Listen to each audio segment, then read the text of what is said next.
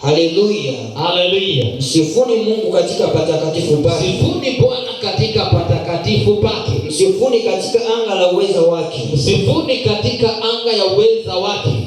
Mstari wa pili. Tuendelee. Msifuni kwa matendo yake makuu. Msifuni kwa matendo yake makuu. Msifuni kwa kadiri ya wingi wa ukuu wake. Msifuni kwa kadiri ya wingi wa ukuu wake.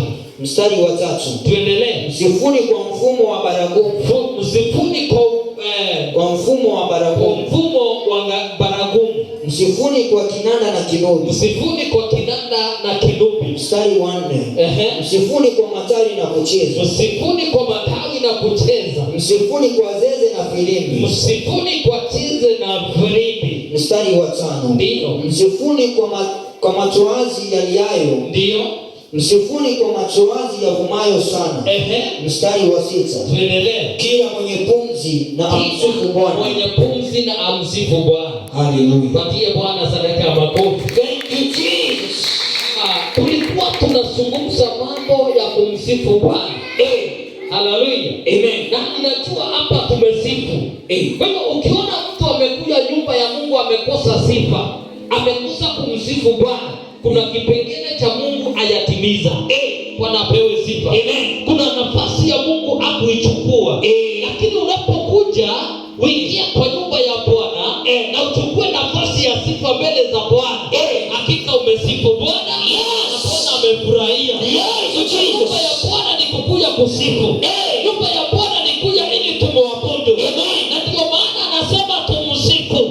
Ndio maana anahitaji tumsifu kwa vitu vyote. Hata kwa filimbi zikuje.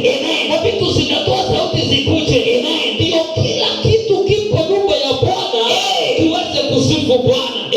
Haleluya.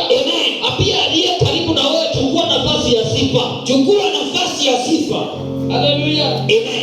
Hivyo mnapopokea sifa mnaibishwa. Unaona mtu amekaukia pale, kuna kitu amekataa. Na kuna kitu ambacho amekikosa.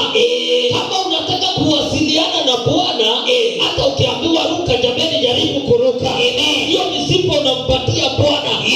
Haleluya. Unampa Mungu sifa. Hata kama unasikia wewe unaenda hivi, wakienda hivi unapanda unashuka, wewe enda. Hiyo ni sifa unampa Bwana. Bwana amekupatia hiyo sauti kwa hiyo njia.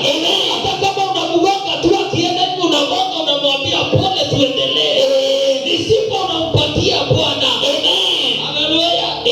Usione tu kucheza kwako kana kwamba kuna aibu. Hapana. Anasema hata chukua filimbi, sifu Bwana. Kwa nini usimsifu Bwana? Haleluya. Haleluya.